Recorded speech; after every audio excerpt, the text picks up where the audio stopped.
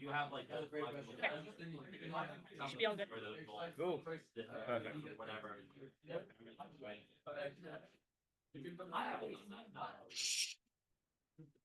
We're getting started. Hi, everyone. I'm Aymaan. For those of you that don't know me, for those of you that do know me, I'm still Aymaan. Uh, I think a lot of you might be somewhat surprised, well, strange that I'm doing this workshop because either you didn't attend Advanced Judging 1.0 or Advanced Judging 2.0, so you don't know that this is my series of workshops. The other thing that you might not know is actually, because in like the last year I did a lot of speaking, right? So a lot of people's first exposure to me was as a speaker. I actually have done a lot more judging in my time in debating than I have speaking. I have like more judge breaks than speaker breaks, all of that sort of stuff. So actually, this is where I feel more at home. To those of you that are thinking, oh man, this is a judging workshop, like, do I like because you're more interested in speaking, and that's fine. There's a couple of things. The first is that I would like you to just try and pay attention all the way through and just give me a chance to convince you that judging is also really fun and you'll have fun doing it.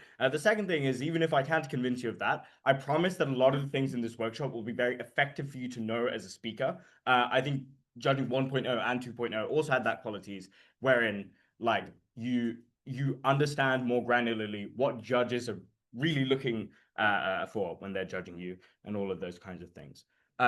Cool. The third thing you might be scared about is, oh no, I was like in school when Aymaan did advanced judging 1.0 and advanced judging 2.0. You needn't worry because this is not like additive nearly as much to the other two workshops. So you'll be able to watch this workshop independently. You won't even need 1.0 or 2.0. Just to let you know, these are the things that were covered in those first two workshops. They're both on YouTube, so if you want to watch them, you're absolutely more than welcome to do so. You will notice in that list, I didn't include like how to judge. So that is going to be the thing that we cover in this workshop. I will teach you guys how to judge. Cool. A few disclaimers. So this is disclaimer slide 1, and there's a disclaimer slide 2. There are some theories that I have about debating. They will be in this workshop. I will explain how these theories are useful to you being a normal, like, functioning judge, right?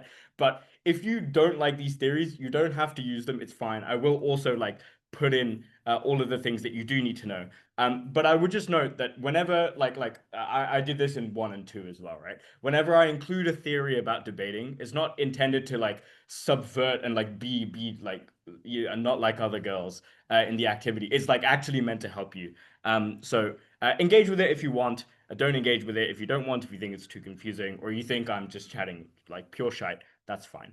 Second disclaimer. The way this workshop is structured is by each of the comparisons that exist when you do judging. In a lot of these comparisons, I will claim that this comparison falls into an exclusive issue or that a certain type of issue is more prevalent in this comparison than it is in other comparisons. This will make a lot more sense when we get into the workshop. I just want to note that everything I cover in each of the different comparisons is often cross-transferable to all of the different comparisons. So it should equip you with general judging skills. I just want to make sure that you know specifically what to look out for in the majority of instances. A very like common thesis across both of my first two workshops was that every debate is very different. So as a panelist or as a chair, you have to be very dynamic to the needs of the debate. So obviously not all of the things I discuss in each comparison are always going to happen. But I've tried to group them into like what is the most likely, etc. Cool. What this workshop will do. Firstly, we're looking in this workshop largely from the perspective of being a chair, insofar as like basically I'm giving you a lot more time to do things, right? So in the past couple of workshops, it was largely from the perspective of being a panelist and your ability to be able to essentially contribute meaningfully in a deliberation where you don't have a lot of time. Given that there are a lot of theoretical frameworks in this workshop, it's either more just like from the perspective of a judge as opposed to specifically like procedurally what you do. And secondly, I would see it as more from the perspective of the chair, albeit in the judging exercise that you do later. A lot of you will be paneling us and all those kinds of things. there's basically one thing I'm going to cover, which are the 6 comparisons and how to engage with them. So hopefully that should be good. I have named the 6 comparisons. They are not the names that you would have seen before, but I think this is how you should remember them. Uh, cool. These are the 6 comparisons. So you have God's chosen comparison, the idealist, the realist, the comparison in the trenches, the comparison at sea, and Satan's chosen comparison. This will make more sense when we go like it's true, it's true. Okay, anyway. Okay. General theoretical problems to consider. I would note that I think these cross transfer to firstly every comparison. The second is that these will be like more prevalent issues in some comparisons based on just the nature of what the teams do in the debate. So the first is solvency versus sufficiency, i.e., how do you credit a team that has solved a problem versus a team that provides a benefit but doesn't like solve a problem in the sense that they do it. So they don't like highlight what is wrong and solve it. They just like add something that could be additive or beneficial. No, I'll look into comparative weighing later on in this debate, but that's one thing you need to consider. The second thing to consider is how you compare like shit with shit. Like how do you compare essentially non-cases where sometimes you will be in a deliberation and there will be 2 teams that have basically done nothing in the debate, and like how do you actually compare these teams? The third is how do you compare kind of cases. And I'll say this is the absolute hardest thing to do. Any of you that are judging at Edinburgh Juniors this weekend, you will find this a lot, where teams like one team is like really proven, but they prove nothing. Another team is like really impactful, but they didn't do the proof. So like they and one and then only one team is relevant to the motion, but they made like no arguments. So like how do you weigh up those kinds of things is also something to look at. I would note that in this workshop, what I'm largely going to do is cover the instances in which these comparisons are close. So the implications of, for example, making sure you tier list exclusivity to the motion, proof, impacting, etc. The fourth thing is assumed direction versus what was actually said. Again, this is something I'll go into, but essentially these are the instances wherein like a team would be beating another team if they had just like phrased their thing to include something else, right? So like if you do all your analysis on companies and you just cross-transferred the exact same analysis to universities, that would have beaten opening opposition, but you didn't mention universities. So how do you credit this, even if OO is shit, for example? So yes. Okay, we're gonna go on into a couple of my theories. Uh, the first theory is that there are actually only 3 types of motion. So you're told that there are 9, or what I don't know how many. There are actually only 3. So I've put the motion. So I think there's this house regrets, this house supports, and this house believes that. But the way to think about it is that one motion type is the motion that puts the burden on Gov to prove that they wish the world was different. The second is the one that puts the burden on Gov to defend the status quo. And the third is everything that is in between that just asks you to define the statement as true. Now, obviously, like if it was a Venn diagram, right, the last one would be everything, because technically every Gov burden is to prove that the thing is true, right? But I think the first 2 are the most useful way of looking at, to be honest, what I think are the majority of debates. So, like, most this house would motions Gov is defending not the status quo and they wish the world was different. So if it was this house would ban zoos, like the burden on Gov is to frame what the problem with zoos are and then say why banning them would be good, right? And in most instances, Op will defend unless they like do like a crazy counterprop, something that is at least closer to the status quo. The second type I think is significantly more rare. Like the instances where this happens is either like this house supports something that is ongoing. So like this house supports ongoing sanctions on Iran would be like an example where Gov is supporting the status quo, or like the instances where it's this house opposes and Gov is supporting the status quo is the instances where you're opposing an idea in the future, right? So it'd be like this house opposes like the Biden administration's plan to like do a fiscal stimulus project. Would have been an example of that. The reason that I want you to think about this is that in understanding whether a team has mounted a sufficient defense of the motion on their side of the house, the first thing you do need to identify is what that burden foundationally is. And I think we have a tendency to overcomplicate burdens that teams have in debates, like they have to prove this, this, and that, and whatever. Like ultimately, what they're doing is defending either a change or defending less than change, and there will be a comparative difference between the two teams when you do this. So even if you don't want to note down this exact theory, I just want you to think about which team is defending the status quo, essentially, when you engage with judging. Second theory. The only clash in most debates, actually, I think the third one is very similar to the first one. So I think there are two, but maybe there are three.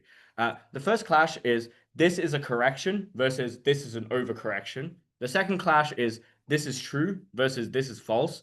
And the third clash is like people don't behave rationally in the way to understand overcorrection or correction. So it just like makes people happy or makes people sad, irrespective of the actual product of the motion. So if I take the first one, the this house opposes the narrative that loving oneself is a necessary component of good mental health. Really, what the clashes in the debate are is Gov says that like loving oneself like either happens sufficiently or like to push that narrative onto people is an overcorrection because they're unlikely to meet the burdens of this narrative. The op is just like this corrects for behavior that people otherwise wouldn't have engaged in, and therefore is a requisite correction to having good mental health. The second is just it's true and it's false. So like you do need to have you do need to love yourself to have good mental health. You don't need to love yourself to have good mental health. So the actual like solvency of the motion, and then like the third one is the third one makes more sense in the second example. So for example, this house opposes the glorification of novelty in academic. I think it's research. It says there. So the Gov claim here is just that the glorification of novelty is an overcorrection because like it makes research a lot worse and people are sufficiently novel irrespective of this glorification.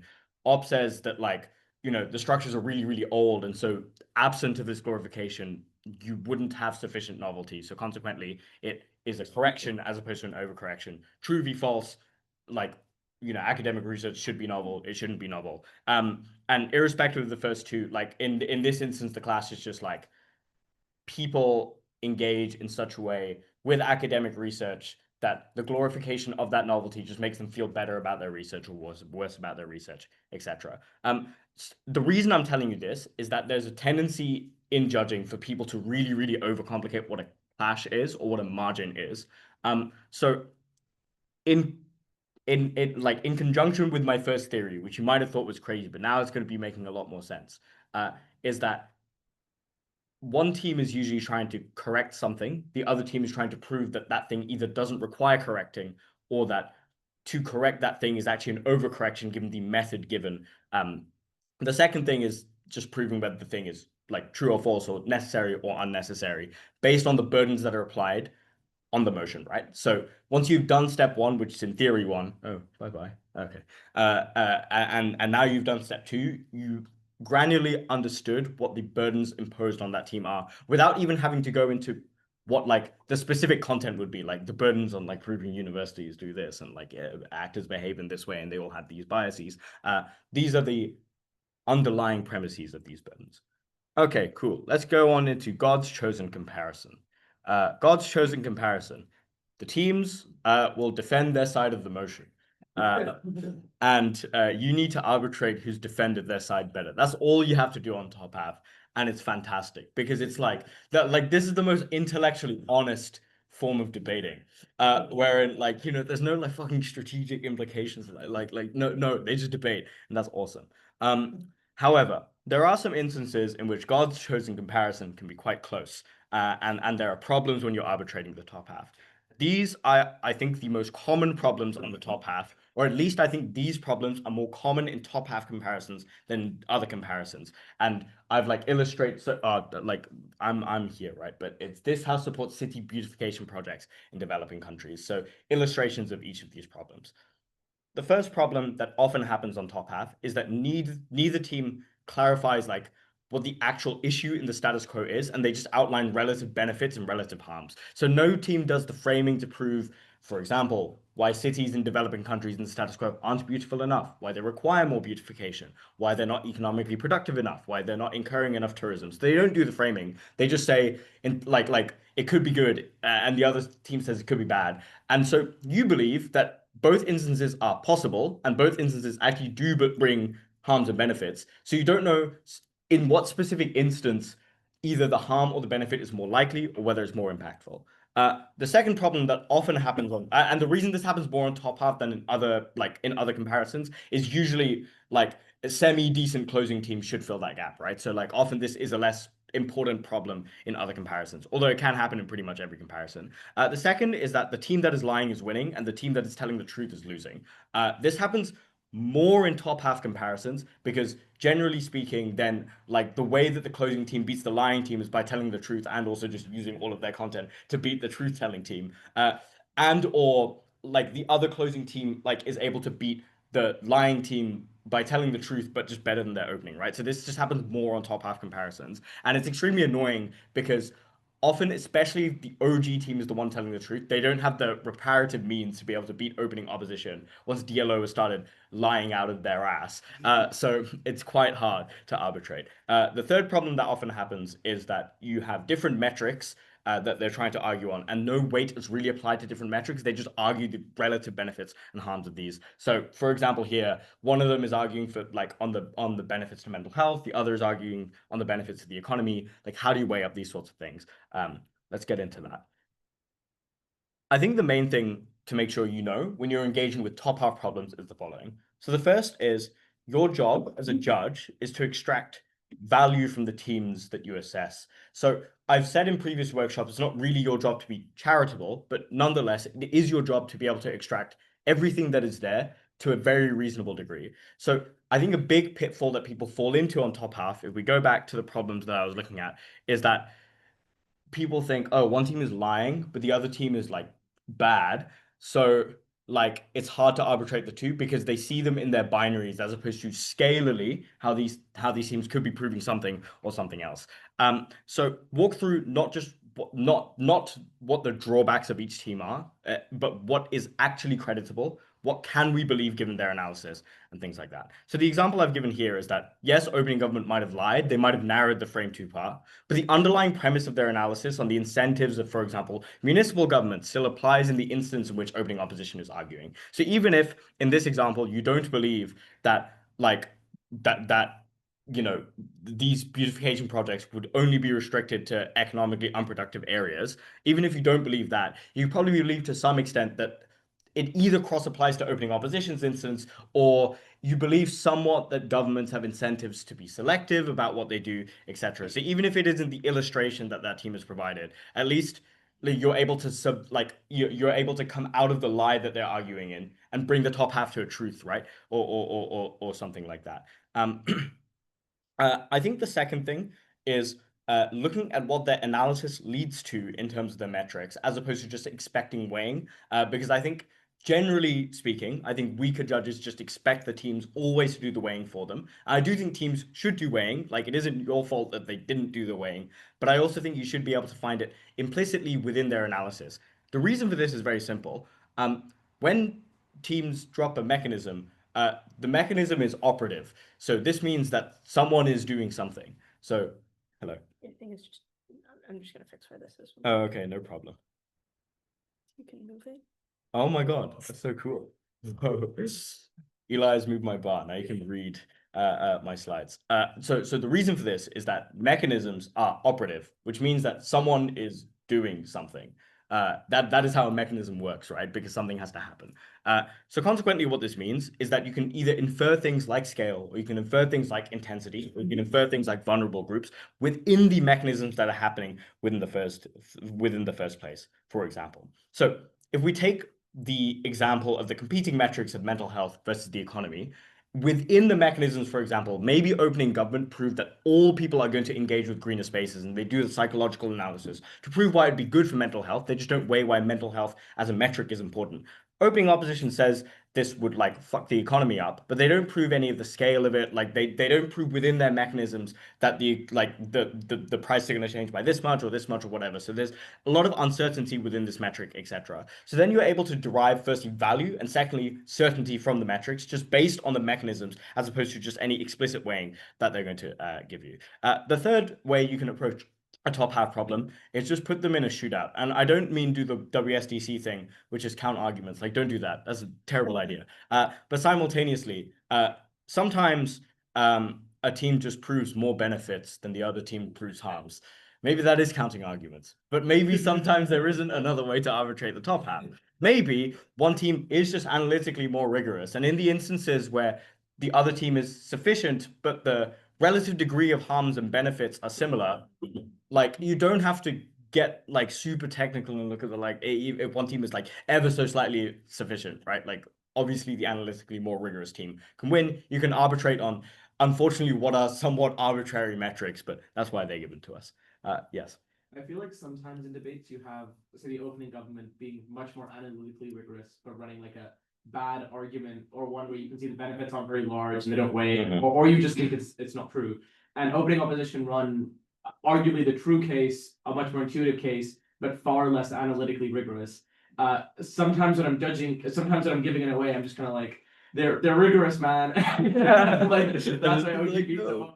But it feels wrong to give it to OO because clearly they aren't as like doing enough work, but it feels wrong to give it to OG because they're just wrong. Like, what's the way to find it? So the way to find it is firstly arbitrate the sufficiency of opening opposition. So in that example, does opening opposition sufficiently fill your burdens, even if opening government fulfills their burdens better? Because if there is sufficiency, then it goes back to what I was just saying, right? Which is that, look, maybe I was unclear. So if the relative degrees of harms and benefits are really similar, very, very similar, there's nothing really tearing them apart, and one team is sufficient and the other team is analytically more rigorous, then they're probably more believable, right? So you probably arbitrate towards that team. If they are sufficient, but as you said, opening opposition's impact is just way larger, clearly more impactful. Opening government very tenuously tied to the motion. Like, come on, that's an 0-0 win, bro. Like, so yeah, go. In that instance, are you allowed to judge on intuitions? Because like one of the questions on this judge test was that a team doesn't prove something properly, but they appeal to your intuitions on this. Can you give it to them? There are 6 things that you're allowed to like. So there are 6 things that count as a mechanism in BP debating. It's in the judge manual. The 6th thing is appealing to widely shared moral intuitions. Just quote that and say it's in the judge manual. If someone has appealed to your intuitions that strongly, I've never got a bad feedback because of it. So, cool. Are you gonna go? Oh no. Common top half errors. One team proves something with an inexclusive benefit. The other team proves that the benefit would happen either way, maybe a little bit smaller, but there are harms which are definitely exclusive. So this actually happened when I was judging this debate. This has supports the Vienna secession movement. Opening government's argument is that the art produced by them is like heat as fuck. Like it's really, really good. And that past art is like kind of poo. And they prove this like illustratively really well. Like they do prove that the art is excellent.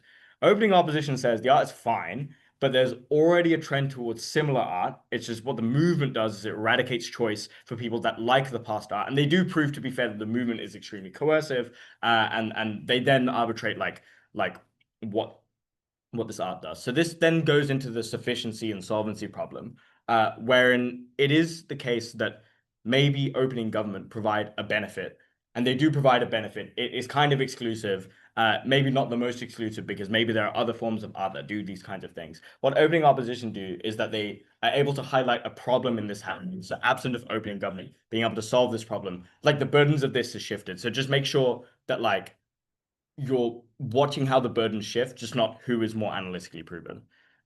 Cool. Second common top half error. Backloading is unsportsmanlike, so I discredit. No. Unfortunately, on top half, you just have to credit backloading. Like it's just a thing you have to do. Or maybe fortunately. Actually, I think fortunately. Third common top half error. This one rattles me so much. Opening government is unpersuasive because they are too reliant on their model. Especially I found North American judges say this all the time. This makes no sense, right? Like that's like saying like the US GDP doesn't count because they're too reliant on their resources. Like, yeah, they have their resources. Like that doesn't make sense. Like they are given the modeling power by the magic of fiat of BP debating. So don't discredit an opening government team because they rely on their model a lot. It's the burden of other teams to prove that that model either doesn't work. It's the burden of their closing team to have a superior argument to their model. Maybe you think it's unfair that OG gets this power. That's not for you to decide. You can like CA worlds and then change the rules. But until you do that, don't do this.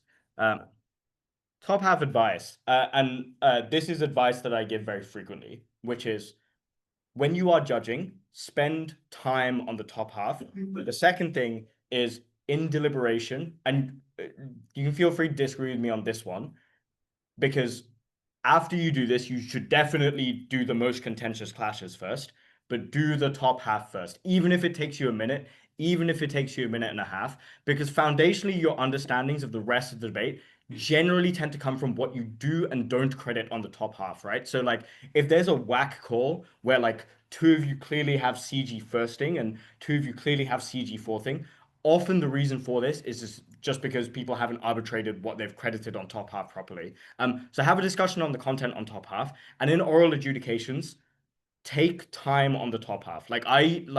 I'm pretty good at giving 15-minute OAs. I usually take about 7 minutes on the top half. I think the best judges usually take at least 5 on the top half. The reason for this is that when you're giving oral adjudications, you don't want to keep having to refer back to top half content that you haven't covered, firstly. Secondly, it's the same as deliberation. It gives you like the groundworks from which we understand the credit for other teams. So consequently, take some time on this in a second. Oh wait, no, I did that. Yeah. I know that some judges give OAs in placement order, which I do find weird, but some judges are really, really good at doing that. Do you think that there's a way that they're handling top half that makes them successful at doing their like call order OAs? Unfortunate truth is I've never done it. And I've actually also never had an OA that has gone in call order. But I know some judges are really, really good at doing that. I would assume. Quite common in Asia. Yeah. So I would assume either they cover it in DLib and then in OA, like it's fine because there's a really, really good understanding in DLib, or they're just geniuses. Like I think for most people, go chronologically. At least take the top half first. If after it's very clear that the most contentious call is back half or long diagonal, like that's fine. Move on to that. You don't have to do the rest of DLib chronologically. But start with the top half, please. Cool. Idealists and realists. We are moving on then to both the government and the opposition bench. I branched them together because there aren't really that many problems, if any, that are exclusive to comparing the government bench and exclusive to comparing the opposition bench. I'll just describe what the difference is kind of at the start here, but to be honest, they're not really too different. So in most instances, government teams are the idealists because they say the world ain't great. And look at this wonderful change that I have. This is going to make the world beautiful. Opposition almost always says, no, like this isn't going to work, / the world is fine. Like, let's be realistic here, guys. So for example, in the motion, this house opposes the narrative that doctors know best. Like the government position is just like, oh, but people know their bodies so well, and it would be so good if like people didn't trust doctors that much because it would be chill. And like the op is just like people die when they don't listen to doctors, guys. Like, come on, like I still lost. I faced Ljubljana in Oxford. It's not my fault. They were really good. Another example being this house supports ongoing Western sanctions in Myanmar. Even though this is Gov defending the status quo, this is still Gov, like generally there's just a vibe that Gov is saying like, you know, these Western sanctions in Myanmar are like dope as hell. And Op goes like, no, like, come on, guys. I think it's just the nature of governing or opposing, really. So this is my theoretical approach. This might make no sense, but like, hear me out.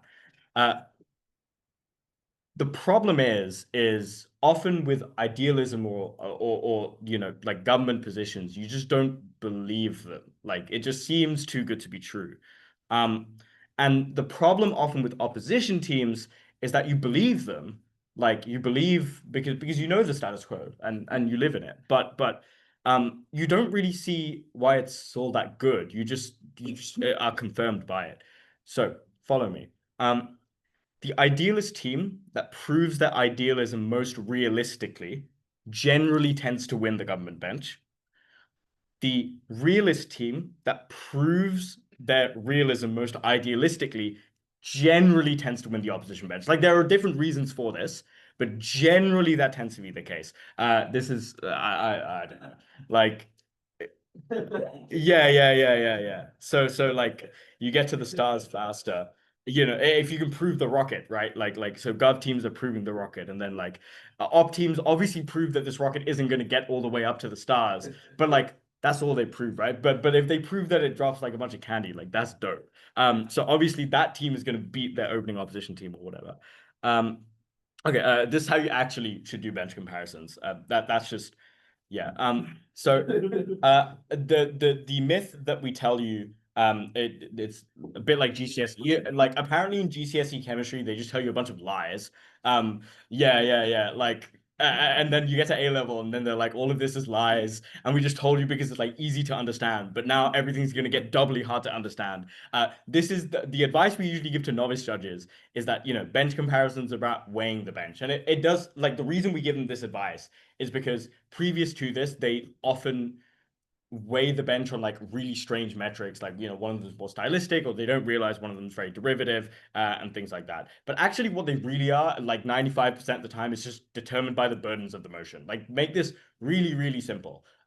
It's all about which of the two teams has defended their side better. And that could be through weighing, right? Like that could be through having a better impact. But most of the times it's on fulfilling the burdens of the motion better, more conclusively, and just like more exclusively. So in most instances, you're actually just comparing the reasons given for why the motion ought be passed or failed, as opposed to just like the arbitrariness of like the size or the impact of the weighing or whatever. Okay, so this is why they can often be close. So the example motion here is this house would ban the use of solitary confinement in prisons. So I think the main reason that often these comparisons become close is that one of the teams is very heavy on proving the motion, but not the comparative, and the other team is very heavy on proving the comparative, but not the motion. So opening opposition says something like solitary confinement is really good for all of these reasons. They don't prove what the alternative to solitary confinement would likely be at the point where you ban it. CO says that all the other things that prison officers would likely do would actually be really bad and worse than solitary confinement, but they don't do much descriptive like analysis on what solitary confinement is actually like, or all of these kinds of things. This is extremely difficult because now you have comparative margins where one of them is harm evasive and one of them is benefit providing. What do you do? I'll get into it. I have a graph actually. The second problem that often happens is that the closing team is like a teeny, like a little bit derivative. But otherwise they're like entirely better. Um, uh, on this, it's like spoiler alert, the closing team is winning, all right? Like too many judges are like, nah, you're relying on this like teeny tiny thing that opening said that's the trade-off of the motion, or it's an impact or something like that. Like, no, that's not how it works. Like if the closing team is better, they definitely win. The third thing is that parallel mechanisms feel equally as likely and as important to each other. So the example I have here is that both OO and CO are trying to prove that solitary confinement is a really good deterrent to bad behavior. The reason OO give for this is that humans are social animals, so they crave connection with one another. The reason that CO gives is that humans really don't like it when their circadian rhythm gets fucked up, so they're really averse to that happening. I would posit these are both like pretty decent reasons as to why you wouldn't want to be in solitary confinement. So what do you actually do in this instance? Let's go through it. Before I go through it, this is a real debate that I was in that I think is demonstrative of like most of these problems, if not all of them. So the motion is, in the event of a reform UK majority government in 2029, this House believes that London should secede from the UK. If you just take a second to read this, but I'll TLDR real quick. OG don't solve a problem. CO is like a little bit derivative of OO, and they also are like they provide a parallel benefit on a very similar metric. CG solves a problem, but they don't really provide much of a benefit. And then obviously I haven't included second speakers because I'm the first speaker, but they did things in the debate as well that were more decisive. So you would note that in this debate, the ballot ended up being quite close. Yeah. Yeah. So it's endemic, like often to bench comparisons, that they are often just quite close.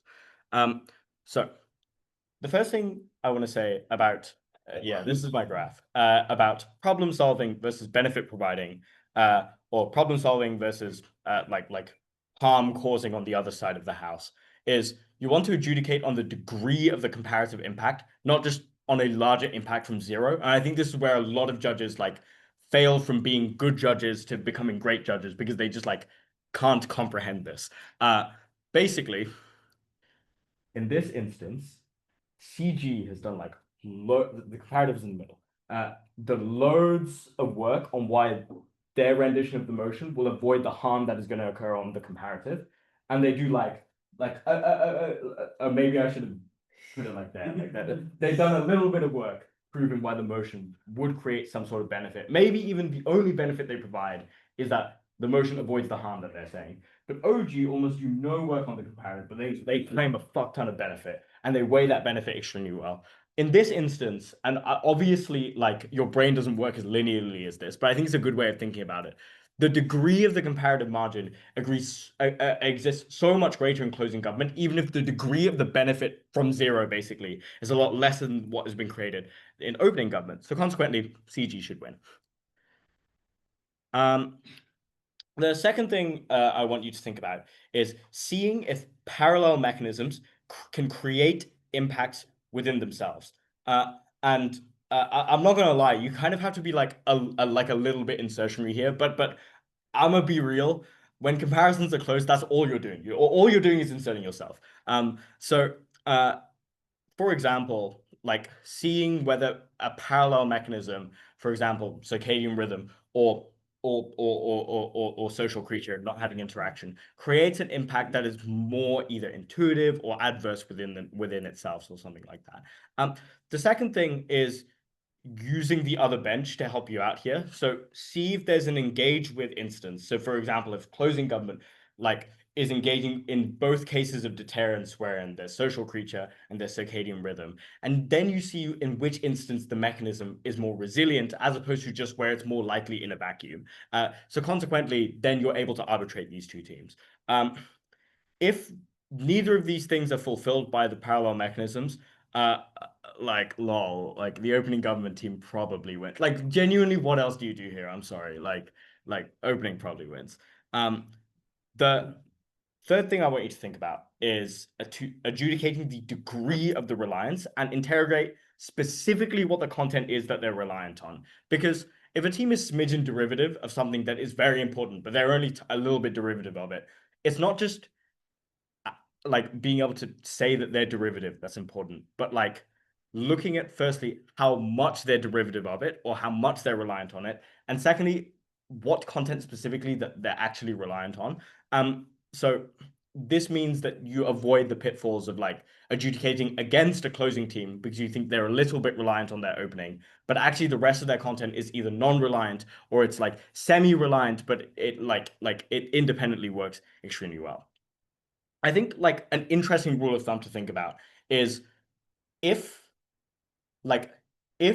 that okay, so basically if opening had a whip, would they be allowed to bring the content in the closing team or would it be considered a whip extension? So for example, like OG argues that like lower taxes makes people less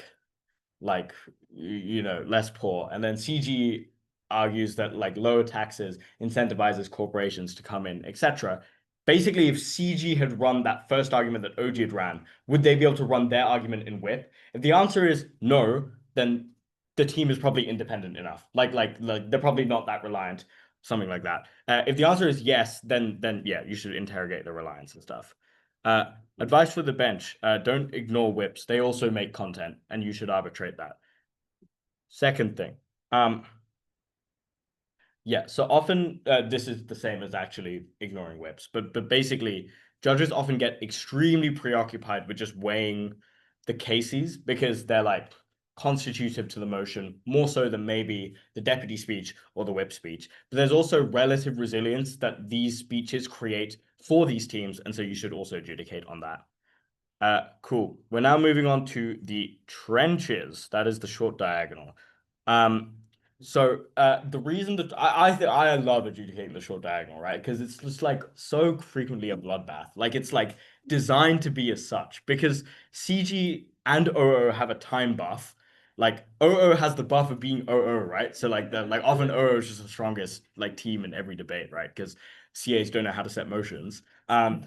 CG, however, knows exactly what OG missed, so they have the ammo to be able to beat, theoretically, what is the strongest position in the debate. And they also engage directly. And OO doesn't directly rebut CG, right? So it's like destined to be a bloodbath. So like generally what it leads to is these are the teams that tend to load the most offensive content. So that is to say, they're doing less of the things like mitigation, etc. They're also doing less of the things. Basically, they just attack each other more, is what I'm saying. Okay, why the trenches can be close. Firstly, they say a lot. Often short like my round 9 of Euros on this. I found my notes for this. Across the long diagonal, I think they deployed around 7 mechanisms in total. Across the short diagonal, we deployed 27. So like sometimes they just say a lot.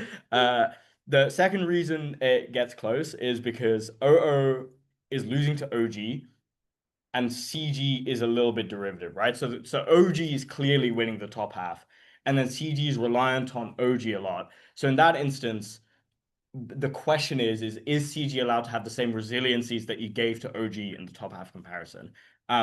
The third reason this becomes close is because it's the issue I was talking about earlier. They both have semi cases that like they're just not proven. Like CG basically is kind of the same as the second one actually.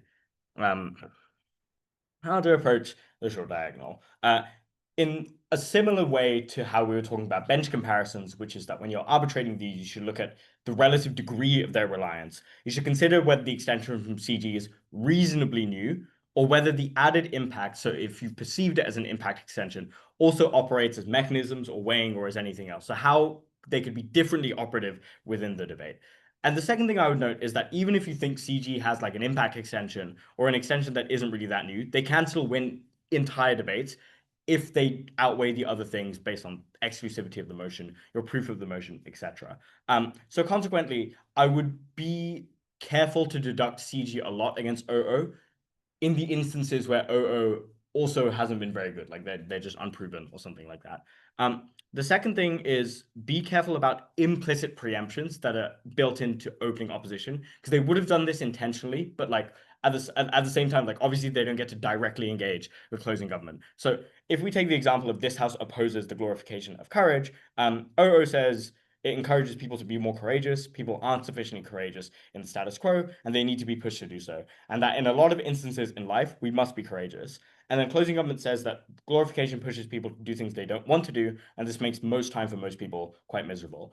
Inherently, it does seem like closing government has run something maybe slightly lower burden, or that this wasn't like preempted by opening opposition as such, but it was implicitly preempted because it like they're framed in that in a lot of instances, if in most instances in life, we have to be courageous. And so consequently, what this does to the closing government case is to say that like, even if they're right that doing things you don't want to do might not make you happier, the inference in opening opposition is that you'd be even less happy if you weren't courageous in these instances. So just like be careful about the implicit preemptions. All of the framing, all of the work that teams do in debating is intended to be engaging with the debate and the themes in the debate. So that's what OO is trying to do, even if they're not explicit about it. Cool. The advice I have on the short diag are as follows. The first is even if CG's reasons are more resilient than OG's, like do they really like fully resist OO? So this is arbitrating relative degrees of credibility between both gov bench teams and just seeing where the resilience lies. If you do loads of short diagonals, you'll get really good at tracking. Like you'll get really good because it's like it's on that one. That's where there's like so much like rebuttal deployed. They say so much, but the other thing is that like in the way that I said on top half teams debate intellectually honestly, CGs when they start bringing in like fuckery like meta and whatnot, right? So consequently, you get good at like arbitrating both. Yeah, cool. The C, right? This I think is, and people have different personal tastes. I think the long diagonal is the hardest comparison to do, or at least it's a clash where you have to do the most work. So it requires you to be a very active judge because essentially most of the time they just won't do the work for you because they have like all of the things I said about the short diagonal, the opposite. They tend to deploy the most defensive content. They don't engage, like, and they don't they don't like rebut each other directly, and often also the debate departs in either OG or CO. And what I mean by this is that OG runs a frame that they thought was strategic, and then OO goes, "That's a silly frame, bro." And then CG engages in that frame, CO engages in that frame. So like OG is lost at C there, and CO also is often a team that does this very frequently because they try and like reframe the entire debate and things like that. When all of the other three teams were on clash, and often CO tries to depart. So consequently, they are likelier to engage in very different frames. Why they can be close. They don't engage on anything. The second is that OG is losing to OO, but CO is smidgen derivative. So the exact same thing as the short diagonal, but put on the other side. And the third thing is weird frames or frames that are incompatible or weighing or just like different metrics and stuff like that. So I have another real example. So this was Euros round 6, which is this house believes that the CDU should heavily prioritize libertarianism over heavily prioritizing paternalism. So it does seem in this debate that the long diagonal engages on the issue of the economy, which is fair. So there is some engagement on metric, but actually like the level of engagement didn't really go much further than that. So myself and Elishba were OG, right? So he basically just said that libertarianism makes you more money and more growth, and the reason for this is that you're able to get rid of some regulations and things like that. The CO contention is not on company activity, but it's on investor confidence. So their way of accessing economic benefits is like not engaging with the opening government way of doing so. So then it becomes extremely confusing as a judge because you don't know the scale of things like growth versus investor confidence, like, you know, and CO also didn't engage with the framing that like Germany is like overregulating the status quo. Like the teams just don't engage. Like this and OG obviously never rebuts CO, right? Because you have no idea what they're gonna do. So I like this is an example of where this happened. This happens so often where like long diagonal teams are just like lost at sea with each other. Cool. Advice on the long diagonal. This is kind of your chance to like really judge. But other than that, I don't have much more advice than I did on the like other slide. Like it's just taking the same skills that I took from the other slides and applying them here, especially on the short diagonal, things like arbitrating relative creditability, etc. The other thing I would note is just like look at implicit preemption within opening government, things like that. The other thing is I think people just always forget about the DPM versus op-whip battle. Like DPM generally deploys some strategic content in the debate that sometimes is weighed in a vacuum. Sometimes it's like meant to rebut tangential things that could come out of op, but it is meant to be building resiliency to opening government. Simultaneously, opposition whip often is actually, even if it is very later on in their speech, deploying content that is supposed to beat either both gov bench teams or opening government, or see if there's any rebuttal that op-whip is doing to closing government that could apply to opening government, etc. But honestly, the advice here is just to be really active and look at what content is going to implicitly hit each other, because there's just going to be so little that's going to be explicit that you're just going to have to arbitrate based on like what you think the likeliest frame is based on mechanisms that are given in isolation or in vacuum of each other. Like pairing them up is going to be very hard. So you just need to like conglomerate and decide which one is more likely. Be more insertionary. That's fine. Satan's chosen comparison. This is the back half. So basically, this is top half. It's less intellectually honest. It's more confusing.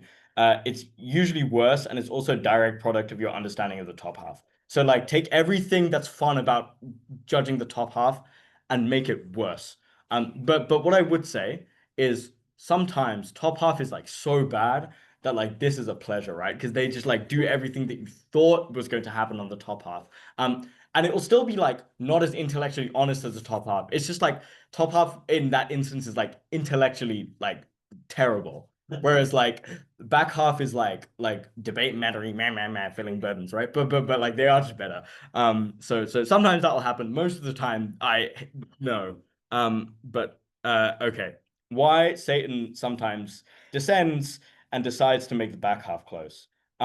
So the first reason, and I think this is the most common reason, is that opening teams were good. So the back half teams were just chatting like utter rubbish. Like I think Wadan told me about this one round at Glasgow Angels. Was it round 2? Do you know the story? You were there too, right? Were you guys chatting shite on the back half? Was that what? Oh, Yeah. yeah, this top half took everything and we Yeah. Yeah, this happens. Don't worry. I have an example on I think the next slide where I start chatting the most shite. So you needn't worry. It's one of my favorite debates to talk about. The second is that the teams on back half choose to engage more with their relative diagonal team than they do with each other. And I know this is very common, right? Because obviously member of government isn't going to engage with CO because CO hasn't gone yet. And then like if especially if the first issue happens, then like CO is going to think OG is a bigger threat, so they start like rebutting them more. So then like you get this and this never happens and they don't talk about each other. So sometimes that makes it close. The third reason is that both teams are derivative. The spoiler alert here is that if both teams are really that derivative, often the solution is kind of just the less derivative team wins. Even if the more derivative team is perhaps more impactful, perhaps even like has a bit more proof of it, but they're derivative, right? So like, okay, so this is so the motion was this house prefers a world where the LGBTQ plus movement did the silliest thing ever. And myself and Elishma were CG. So like we saw this in the morning and we were like, bro, what do we do? And our OG was like Jack and Rick, so they're like good debaters. And they run like the OG really well. And OO run the OO properly. And what happened in the back half is exactly what I said, right? The first thing both teams start doing is chatting utter shite, right? Like, what am I talking about? It makes no sense. What? Dude, what do you mean the liberationist approach spreads more AIDS? Like, what were we talking about? So chatting shite. And we both also engage with our diagonals directly, right? Because my strategy was to try and co-opt all of the OO benefits. Their strategy was to try and prove that their alternative is bad. And we didn't really engage. Like they did in the whips, right? That's why I said save by whip. But the illustration is to show that sometimes back half teams do this. If Zach, if you're watching, thanks for the 82. That was kind. Yes.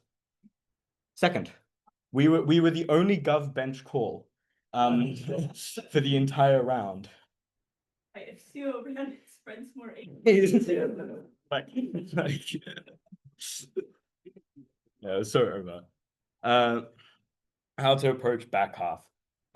In most, this is what I said earlier. So in most instances, if they're really derivative, the less derivative team is the team that is winning. Yeah, like Alishma and Amatai were really good. Like, also like OO were like relatively underproven. Like we thought they were a lot more proven than they were. Like all of those kinds of things.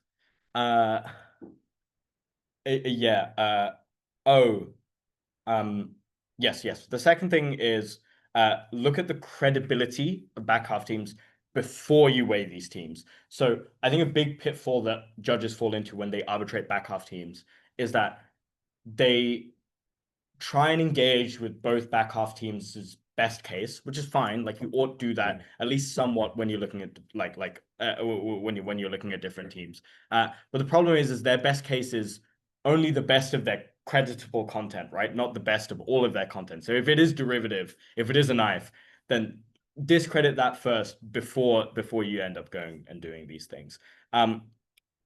The third thing you can do is you can arbitrate in respect to like their relative resilience against like the diagonal teams that were better. Maybe it is a top half. So in the instance where it is confusing because they only really engage with the diagonals instead of with each other, like use that to your advantage, because maybe it is the case that like beating like either one of the diagonal teams is more important, and or in doing so they've made themselves more resilient to that other team, right? So be extrapolative in this instance. Cool. Advice on the back half.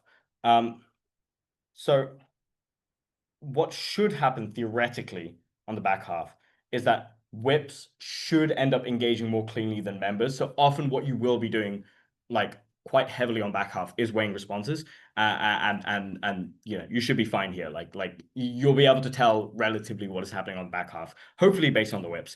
Sometimes Gov Whip doesn't, because Gov Whip has been preparing all their responses to OO, and then like odd member goes and they haven't had much time to prepare, that's CG's fault. That's not your fault, right? Like if after you go, you know, you didn't sufficiently respond to this premise in CO and like CG are like, like whatever. Yeah. This is the other thing is that this is like the most debate meta-y comparison. Like there's a lot to do with credibility, a lot to do with whip rules, a lot to do with like weighing different metrics, etc. So this way you deploy all of the judge manual, basically. Like on top half, you kind of don't really need to do that.